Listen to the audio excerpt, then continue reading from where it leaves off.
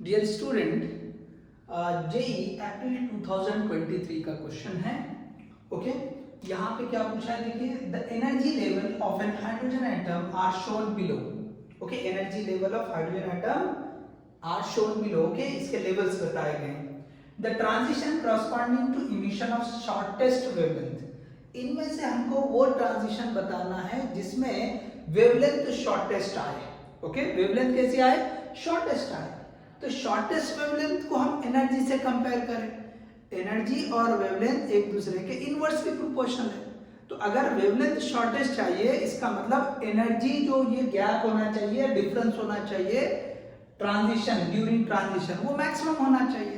तो अब इसमें देखिए कि किस केस में, देखो ये यहां से यहां तो ये बहुत कम होगा ट्रांजिशन, मतलब एनर्जी का डिफरेंस। उसी तरह से ये दोनों में भी कम होगा, यहां से यहां भी कम होगा। लेकिन 3 to 1, ये 3 to 1 यहाँ पे ज्यादा होगा। कैसे? देखिए इस लेवल पे एनर्जी क्या होती है ये हमें पता है। This will B -13.6 electron volt होती है, यहाँ पे -3.4 इलेक्ट्रॉन वोल्ट होती है, ये -1.51 इलेक्ट्रॉन वोल्ट होती है, और ये होती है -0.85 इलेक्ट्रॉन वोल्ट। तो अगर हम इन ट्रांजिशन को देखो, चलो ये यहाँ से, तो देखो ये यहाँ से यहाँ पे आ रहा है, so it is very minor difference. Okay, ये 0.5 और ये 0.15, 0.65 का ट्रांजिशन हो रहा है। इन दोनों में देखें तो इट इज अराउंड 1.67। इन दोनों का डिफरेंस देख लें आप। इसी तरह से ऐसे चेक करें आप, इन दोनों का डिफरेंस देख लें तो सबसे ज्यादा जो एनर्जी का डिफरेंस आएगा, okay, during this transition 3 to 1 में आएगा। 3 to 1 में देख लीजिए 1.51 माइनस ऑफ -13.6, तो इसके बीच में, ओके, इसको अगर मैं रेड कलर से बताऊं, इस ट्रांजिशन में 3 to 1, तो ये वाला जो है इस ट्रांजिशन में सबसे ज्यादा एनर्जी का डिफरेंस होगा, एनर्जी रिलीज होगी। तो ये जो है शॉर्टेस्ट वेवलेंथ रहेगी। सो करेक्ट ऑप्शन जो रहेगा, so that will be B. Okay, so यहाँ पे जो शॉर्टेस्ट वेवलेंथ पूछा है, वेवलेंथ शॉर्टेस्ट, ओके, तो एनर्जी इनवर्सली प्रोपोर्शनल, ये आप क्लियर रख लें, इनवर्सली प्रोपोर्शनल टू वेवलेंथ। तो इस कंसेप्ट के बेसिस पर ये क्वेश्चन सॉल्व हो जाएगा। जिस केस में, जिस ट्रांजिशन में सबसे ज्यादा एनर्जी रिलीज होगी, सो ये वाले ट्रांजिशन में एनर्जी सबसे ज्यादा रिलीज हो रही है, तो उस केस में सबसे छोटी वेवलेंथ, शॉर्टेस्ट वेवलेंथ आएगी। So correct option is this one, so B option is correct one. अब देखिए नेक्स्ट क्वेश्चन दे रखा है, ओके, जेई फेब 2021 का क्वेश्चन है, जेईई फेब 2021। अब देखिए इसी तरह के क्वेश्चन को थोड़ा सा डिफरेंट वे में पूछा है। ये भी जेई का क्वेश्चन है, ये भी जेई का क्वेश्चन है। क्वेश्चन लगभग एक जैसा है, बट जो पूछा है वो जो है डिफरेंट वे में। देखिए यहाँ पे क्या दे रखा है, according to Bohr atomic model in which the following transition will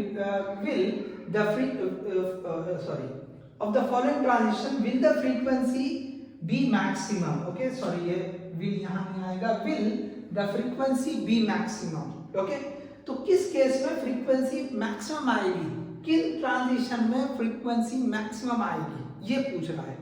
तो अब देखिए ये जैसे हमने लिखा था energy inversely proportional to wavelength, so energy, okay, inversely proportional जो लिखा है, अगर हम फ्रीक्वेंसी के साथ लिखेंगे, so energy is directly proportional to frequency. Okay, energy is directly proportional to frequency होती है। तो इसका मतलब जिस ट्रांजिशन में सबसे ज्यादा एनर्जी रिलीज होगी, उस ट्रांजिशन में, ओके, उस ट्रांजिशन की जो फ्रीक्वेंसी रहेगी वो सबसे ज्यादा रहेगी। अब आप यहां से चेक करते चले फिर से, ओके, अब देख लीजिए ये लेवल्स मैंने ऑलरेडी बताए, तो इनमें बहुत कम एनर्जी का ट्रांजिशन होगा, इसमें भी कम होगा, इसमें भी कम होगा, लेकिन ये जो है -3.4 इलेक्ट्रॉन वोल्ट टू -13.6, तो यहाँ पे सबसे ज्यादा होगा, लगभग 10.2 का होगा। यहाँ पे आप देख लीजिए, सो सबसे ज्यादा जो एनर्जी रिलीज होगी, maximum energy release in this transition, यहाँ पे मैक्सिमम एनर्जी, तो क्या हो रहा है ट्रांजिशन 2 to 1। ओके, 2 to 1 जो ट्रांजिशन होगा उसमें मैक्सिमम एनर्जी रिलीज होगी, तो एनर्जी ज्यादा है मैक्सिमम, इसका मतलब फ्रीक्वेंसी ज्यादा रहेगी। तो इस हिसाब से, ओके, फ्रीक्वेंसी जो मैक्सिमम आएगी, ओके, फ्रीक्वेंसी जो मैक्सिमम आएगी वो ये जो सी ट्रांजिशन है 2 to 1 ये वाले ट्रांजिशन में आएगी। ओके, सो देख लीजिए दोनों क्वेश्चन लगभग सिमिलर है, लेकिन जो पूछा गया है it is in the different way. यहाँ पे और यहाँ पे फ्रीक्वेंसी को यूज करके पूछा है, और ये वाले क्वेश्चन में वेवलेंथ को यूज करके पूछा है। दोनों भी जेईई के क्वेश्चन है। So similar type of question okay, ये नीट में भी पूछे जा सकते हैं। इस जैसा क्वेश्चन ऑलरेडी नीट में पूछा हुआ है। ओके, इस जैसा क्वेश्चन नीट में पूछा हुआ है। Hope you understood this one. Thank you.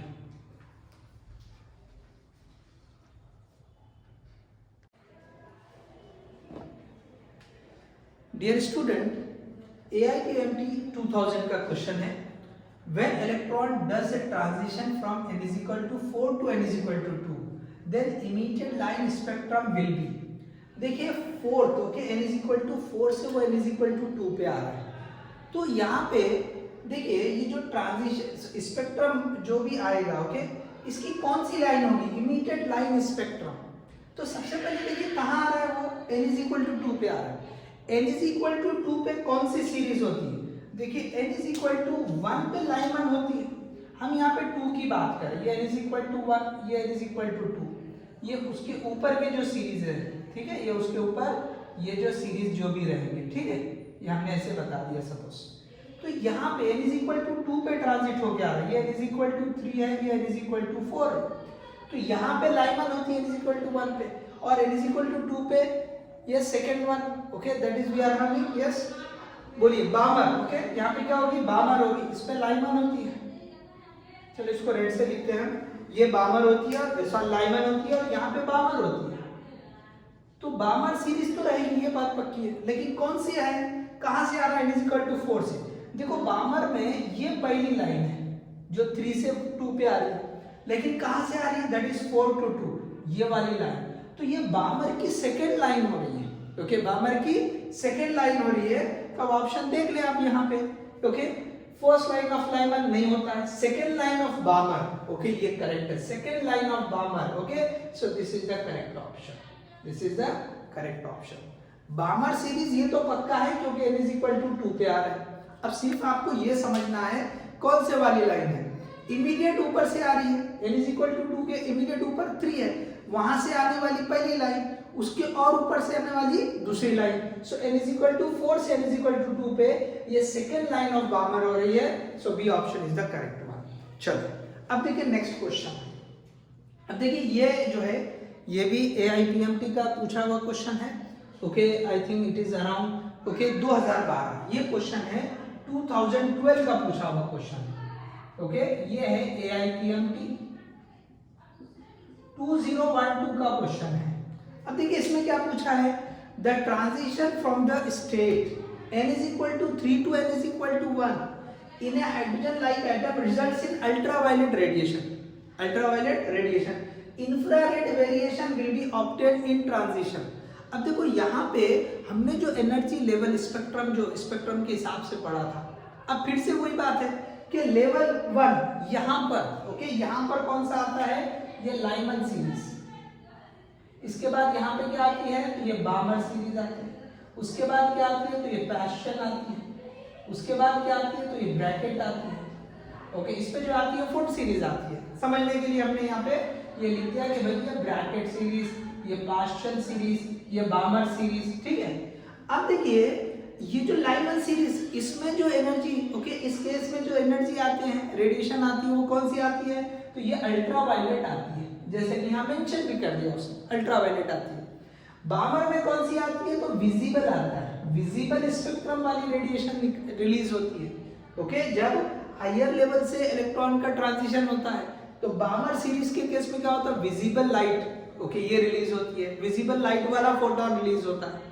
अब इसने ये बोला कि भाई इंफ्रारेड वाला बताओ, तो इसके ऊपर वाले इंफ्रारेड मतलब 3 पे आना चाहिए या 4 पे आना चाहिए। फाइनल पोजीशन ये 1 और 2 पे नहीं चलेगा, 1 पे आएगी तो अल्ट्रावायलेट, 2 पे आएगी तो विजिबल। उसने बोला इंफ्रारेड, तो इसके ऊपर वाले इंफ्रारेड रीजन में होते हैं, पैशन हो या ब्रैकेट हो या फंड हो, ये तीनों भी इंफ्रारेड रीजन में होते हैं, तो आपको कम से कम ये 3 पे या 4 पे, आप देखिए 3 या 4 पे कहीं आ रहा है, तो इसमें सिर्फ एक ही ऑप्शन दिया 3 का, 3 पे आने वाला, तो 3 पे आ रहा है कौन सा, 4 to 3, ये एक ही ऑप्शन इसमें बच रहा है, सो this is the correct option. इस केस में इंफ्रारेड रेडिएशन जो है एमिट होगी 4 to 3।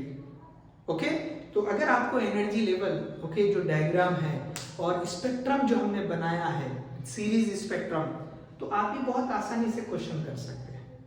तो ये कंसेप्टिव पीवाईक्यूज हैं। Okay, so I hope you understood this one. Okay, so दोनों क्वेश्चन थोड़े थोड़े वेरिएशन के साथ है। ओके, चलिए, hope you understood, thank you.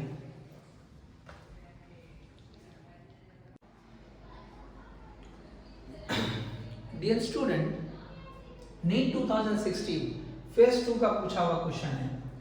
If an electron in a hydrogen atom jumps from third orbit to second orbit, okay, third orbit to second orbit, it emits a photon of wavelength lambda.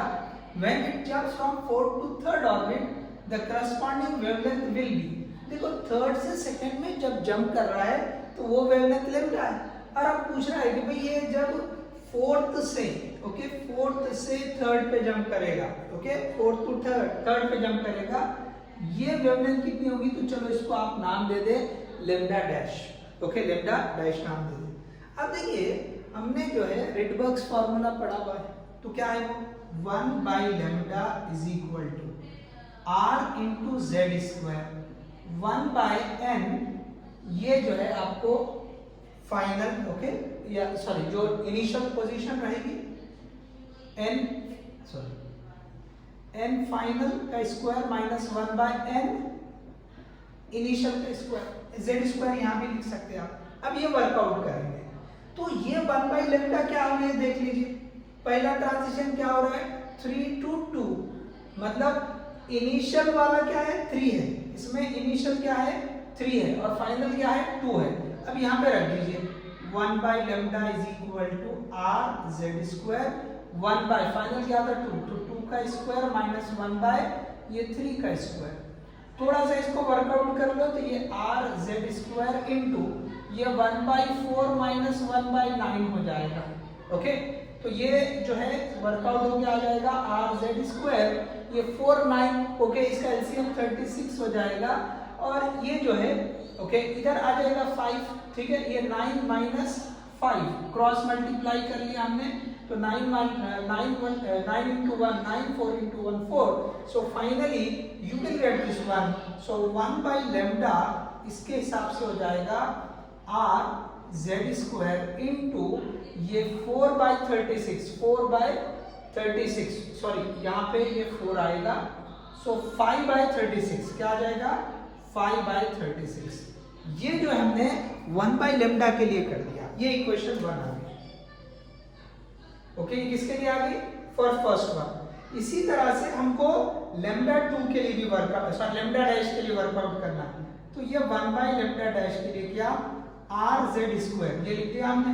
अब final क्या है 3 है, सो 1 by 3 का square minus initial क्या है 4 है 1 by 4 का square, थोड़ा इसको वर्कआउट कर लो तो r z square is equal to ये हो जाएगा sorry r z square into ये क्या हो जाएगा 1 by 9 माइनस 1 by 16, 1 by 16 ये कितना हो जाएगा ये 1 by 16, तो वर्कआउट करो इसको, so that will be equal to r z square into ये 16 into 9 आप डायरेक्टली ले लें, ओके 16 into 9 रख ले, चलो 144 हो जाएगा, ठीक है। अब ऊपर क्या आ जाएगा 16, ओके 16 1 जा 16 9 1 जा 9, हमने क्रॉस मल्टीप्लाई ले लिया, तो यहाँ पे 1 by lambda डैश कितना हो जा रहा है 1 by lambda dash is equal to ये r z square into 16 minus 9 7 divide by 144, तो ये आपके पास दूसरी इक्वेशन आ गई, ये आपके पास दूसरी इक्वेशन आ गई, ठीक है, ये सेकेंड इक्वेशन है। तो अब देखिए हम यहाँ पे वर्कआउट कर लेते हैं, फिर ये वाले क्वेश्चन को अलग से कर लेंगे, ठीक है। हम यहाँ पे वर्कआउट कर रहे हैं इसका, चलिए देख लीजिए आप, तो क्या रहेगा ये 1, अब इसका रेशो लेना हमको लैम्डा लेना है, तो हम क्या करेंगे ये इक्वेशन 1 और इक्वेशन 2 इनको आप डिवाइड कर लें। Okay, equation 1 divide by, okay चलो ये ऐसा लिखो, इक्वेशन 2, ठीक है। तो 1 by lambda whole divide by 1 by lambda dash that is equal to, अब इसको वर्कआउट करो, क्या दिया हुआ है, this will be okay RZ square into 5 by 36, और ये वाला क्या हो जा रहा है, RZ square into 7 divide by 144। तो आरजेड स्क्वायर कैंसिल हो जाएगा, और इसको अगर वर्कआउट करें तो 5 बाई 36 इंटू 144 डिवाइड बाय 5 ये ऊपर चला जाएगा, इसको वर्कआउट करने, ठीक है। तो अब देखो यहाँ पे ये 144 बाई 7, ओके 7 रहेगा, ठीक है। अब इसको थोड़ा सा वर्कआउट कर ले, ये 36 1 जा 36, ओके 36 4 जा होता है ये 144, आप चेक कर ले। तो 5 इंटू 4 20, ये भी ऊपर जाएगा, ये ऊपर लेमडा डैश और नीचे लेमडा हो जाएगा, so that will be equal to ये 20 बाई 7 आ गया, कितना आ गया ये 20 डिवाइड बाई 7। तो आप इससे लिख सकते हो, हमको चाहिए लेमडा डैश, तो that is equal to 20 by 7 into lambda, तो ये आ जाएगा। चलिए मैं चेक करता हूँ कि ये पूरा कवर हो रहा है या नहीं हो रहा है। Okay just a second, okay no issue, पूरा कवर हो रहा है। ओके सो थोड़ा सा आप देख ले, हमने यहाँ से ऐसे वर्कआउट करते हुए चला गया, सिंपल है। आपको रिडबर्ग्स फार्मूला लिखना है, देख लीजिए यहाँ पे रिडबर्ग्स फार्मूला लिखना है, ये दोनों सिचुएशन के हिसाब से वैल्यू पुट कर दो, इनिशियल और फाइनल वैल्यू ऑफ n, उसको वर्कआउट कर लो। पहले वाले केस के हिसाब से इक्वेशन 2, सेकेंड वाले केस में क्या बोला है, फोर्थ टू थर्ड ऑर्बिट, तो हमने फोर्थ और थर्ड ये ऐसे सब्स्टिट्यूट कर दिया, फिर से इसी फॉर्मूले में इसको वर्कआउट किया, ये इक्वेशन आ गई। अब इन दोनों का रेशो ले लिया, हमको चाहिए थे लेमडा डैश, हमको क्या चाहिए, ये लेमडा डैश चाहिए, तो इधर वर्कआउट किया हमने रेशो लेके, तो लेमडा डैश बाय लेमडा आ गया 20 बाई 7, हमें लेमडा डैश चाहिए था, so 20 by 7 into lambda, so कौन सा ऑप्शन करेक्ट आ रहा है इसमें, so this C option, okay this one is the correct option. Okay चलिए आप कॉपी कर ले, चलिए पॉज करके कॉपी कर ले, हम दूसरे वाला क्वेश्चन देखते हैं। चलिए कॉपी कर लिया, ओके अब देखिए ये वाला क्वेश्चन देखिए आप, ठीक है ये वाला देख ले। अब ये जो क्वेश्चन पूछा हुआ है ये जेई का क्वेश्चन है, देखिए ये जो है जेई का क्वेश्चन है, मैं आपको ईयर बताता हूं अभी। Okay this is from April 2023, सो ये क्वेश्चन जो पूछा हुआ है, ओके JEE अप्रैल 2023 का क्वेश्चन है। अब देखिए सिमिलर क्वेश्चन है, अगर इसको देखो ये नीट में पूछा, ये जेई में पूछा, वैसा ही क्वेश्चन है, फर्क क्या है खाने, यहाँ लेमडा 1 बाय लेमडा 2 ये रेशो पूछ लिया उसने, बस यहाँ पे रेशो के बजाय हमको लेमडा डैश की वैल्यू पूछा था इन दोनों में। अब देखो पढ़ के बताता हूँ मैं क्या बोला है यहाँ पे, as per the given figure ABC are the first second and third excited state. First excited state मतलब ये n की वैल्यू 2 होगी, n की वैल्यू 3 होगी, n की वैल्यू 4 होगी, इस तरह से बता दिया, ठीक है इस तरह से बता दिया। अब आगे क्या बोला है, if the ratio of two wavelength lambda 1 by lambda 2 is 7 by 4n। अब इसको लेमडा 1 बोला, इसको लेमडा 2 बोला, इनका रेशियो पता करना है। यहाँ पे उल्टा था, हमने लेमडा 2 बाय लेमडा 1 कर लिया सपोज, ठीक है ना, तो जो उसने बोला है वैसे हम रेशियो ले लें, तो लेमडा 1 बाय लेमडा 2 का रेशियो चाहिए हमको, ओके लेमडा 1 बाय लेमडा 2, तो सेम वैसा ही क्वेश्चन है, देखिए जैसा यहाँ पे बन रहा है वैसा वहां पे बन रहा है, लेकिन यहाँ पे उसने जो है थोड़ा डिफरेंट वे में कि भाई 7 बाय 4n ये आंसर आएगा तो n की वैल्यू क्या होगी, पूछने का तरीका थोड़ा सा बदल गया। जेई का क्वेश्चन है, थोड़ा सा डिफरेंट वे में पूछा, क्वेश्चन सेम है, क्वेश्चन सेम है, ये वाला और ये वाले क्वेश्चन में कोई फर्क नहीं, बोथ आर सेम क्वेश्चंस, ठीक है। चलो अब इसको हम सॉल्व करते हैं। अब देखिए मैं ये अब नीचे का रब कर दूं, ये सारा आपने कॉपी कर लिया है, ठीक है। चलो मैं ये रब कर देता हूं, ओके चलो। अब देखिए जैसे हमने इसको सॉल्व किया है बस उसी तरीके से हम इसको सॉल्व करेंगे। फिर से क्या लिखेंगे, रिडबर्ग का फॉर्मूला लिखेंगे, ओके रिडबर्ग का फॉर्मूला लिखेंगे और उसी से पहले वाले केस के लिए पहले वाला case, okay, using रेडबर्ग्स formula 1 by lambda is equal to we know that rz square into 1 by n final square minus 1 by n initial square। तो पहले वाला केस 3 to 2 के लिए उसको हमने बोला lambda 1, तो 1 by lambda 1 is equal to rz square into 1 by final क्या है ये 2 square minus 1 by ये कितना हो जाएगा 3 स्क्वायर। तो सेम कैलकुलेशन है, देख लीजिए सेम वैसी कैलकुलेशन, इसको आप वर्कआउट करेंगे, मैं डायरेक्टली लिख देता हूं, देख लीजिए सेम उसी तरह का है, ये 1 by 2 square minus 1 by 3 square, तो ये 1 by 4 माइनस 1 by 9 हो जाएगा, सो this will B 9 minus 4, so 5 by 36, so I can write this directly rz square into, okay, this will become 5 divided by 36। देखो यहाँ वर्कआउट किया हुआ है, आप यहाँ से देख लें सेम है उसी तरह का। अब हम दूसरा केस लेंगे, ये जो है ये केस 1 के लिए लिया, ये केस 2 के लिए लेंगे हम 1 by lambda 2 is equal to rz square into 1 by, अब देखिए फाइनल स्टेट 3 है, इनिशियल 4 है, तो पहले यहाँ पे आ जाएगा 3 का स्क्वायर माइनस 1 by 4 का स्क्वायर, फिर से उसी तरह की calculation 1 by 3 square minus 1 by 4 square, तो ये rz square 1 by 9 minus 1 by 16 is equal to rz square 16 minus 9 divided by 16 by 9, so this will become 7 by 44, rz square into 7 by 144, इस तरह से आ जाएगा, ठीक है, इस तरह से आ जाएगा, ठीक है।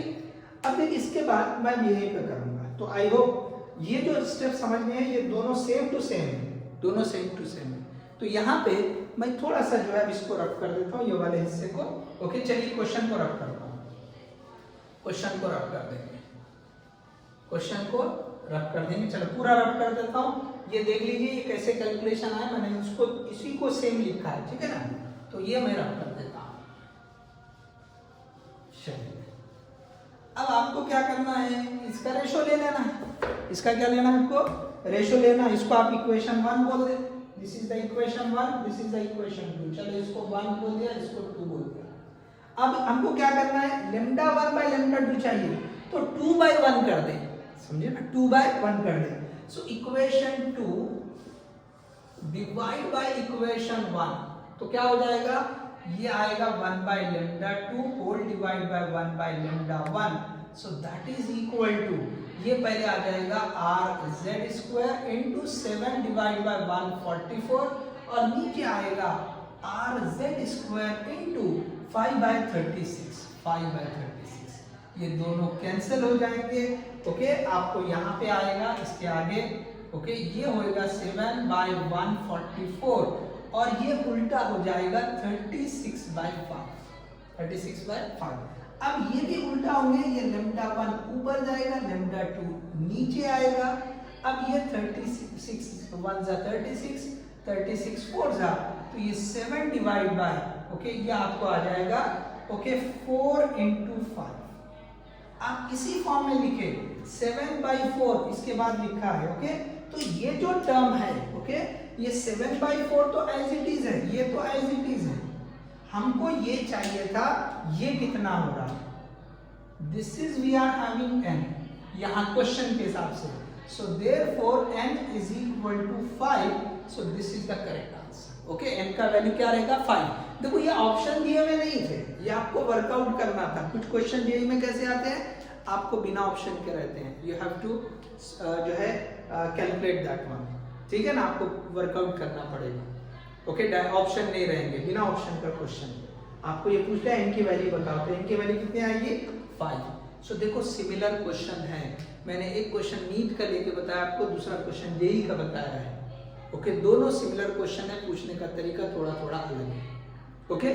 सो hope you understood this one, thank you.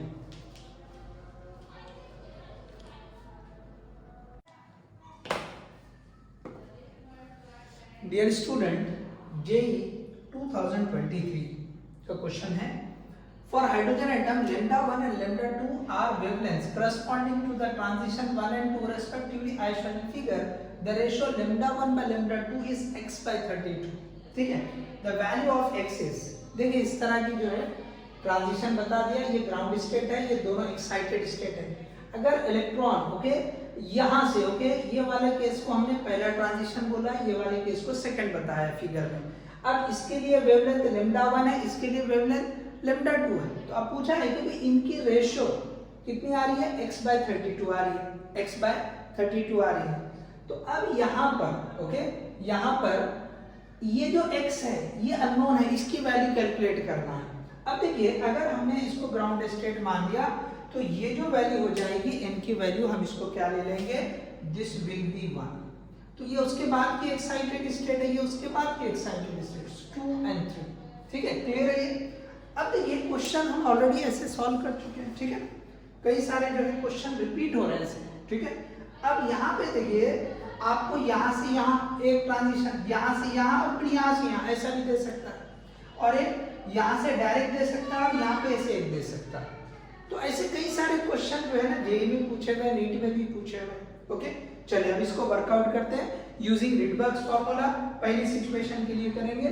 Okay Rydberg formula हमें पता है 1/λ is equal to rz square into okay 1/n final square minus 1/n initial square. अब देखिए पहले केस के लिए अब हम किसके लिए वर्कआउट कर रहे हैं, ये पहले के लिए λ1 के लिए, ये वाले के। तो इसमें इनिशियल क्या है 3 है, फाइनल क्या है 1 है, वर्कआउट करो तो ये हो जाएगा 1/λ1। हम किसके लिए वर्कआउट कर रहे हैं, ये इसके लिए कर रहे हैं। So 1/λ1 is equal to rz square 1/ final position क्या है 1 है, तो ये 1 का स्क्वायर माइनस 1/3 का स्क्वायर।